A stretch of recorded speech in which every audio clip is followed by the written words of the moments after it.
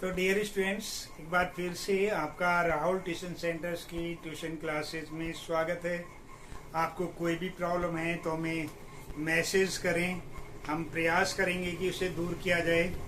Doubt class के नाम से उस पर अलग से वीडियो बनाई जाए जो आपके नाम के साथ होगी, आपके स्कूल के नाम के साथ होगी अगर आप उसे भेजते हैं तो। नहीं तो डाउट क्लास के नाम से तो हम बनाएंगे ही। तो अब तीसरे क्वेश्चन पर आ जाते हैं हम। Page number 61, figure it out 60 और 61 में question number 3। Identify the feature of the Hindu number system that makes the efficient when compare to the Roman number system. अब हमारे पास में दो हैं, एक हिंदू नंबर सिस्टम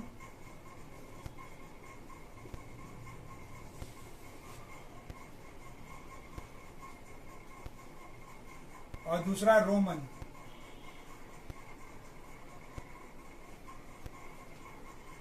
अब दोनों में क्या क्या फायदे हैं, क्या नुकसान है, एक तरीके से कंपेयर करने के लिए इसमें बोला गया है कि हमें बताइए कि ऐसा क्या है। यहां पर केवल कितने नंबर से हमारे पास में 0 to 9 और इसमें कितने आगे भी बढ़ते चले गए हैं, I, V, X, L, C, D और M, और इससे आगे भी बढ़ते चले गए हैं कुछ। ठीक है, तो ये थोड़ा कठिन है हमारे लिए।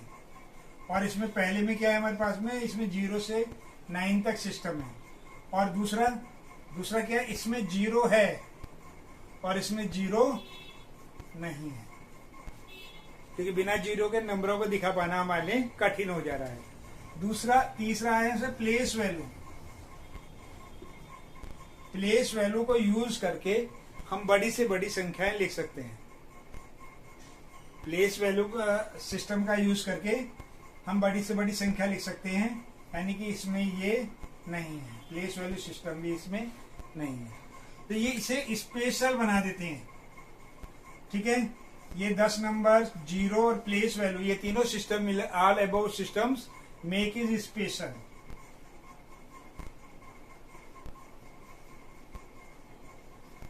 ठीक है, और ये ठीक है, नॉट स्पेशल,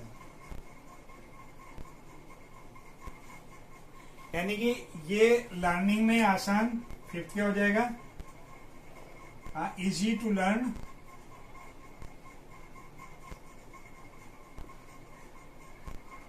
और hard.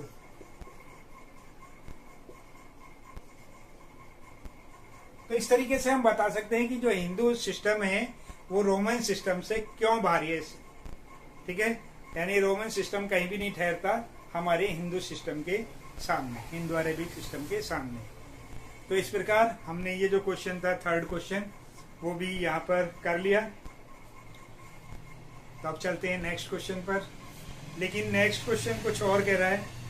Use the ideas discussed in this section, try refining the number system you might have made earlier.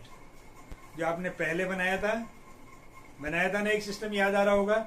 सबसे पहले क्वेश्चन में उसको रिपीट कीजिए और समझने का प्रयास कीजिए।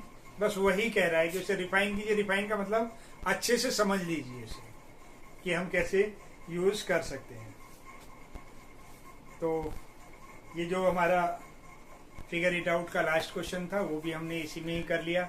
ऑरल है, इसमें कुछ नहीं कर सकते, वो हम पहले ही कर चुके हैं। अगर फिर भी नहीं समझ में आता है तो आप बोलिएगा, हम वीडियो बनाएंगे इस पर। फोर्थ क्वेश्चन आपने आपके ऊपर छोड़ दिया है। आप जो फर्स्ट क्वेश्चन हमने किया है इस बुक का, इस चैप्टर का, उस क्वेश्चन को देखिए, figure it out 54 page, question number 1। तो वो आपको क्लियर कर देगा। वही हमें इसमें लिखना है सारा, एज इट इज उतार दोगे तो भी आपका क्वेश्चन सही है। ठीक है, तो चलते हैं नेक्स्ट क्लास में, और उसके लिए बेस्ट ऑफ लक।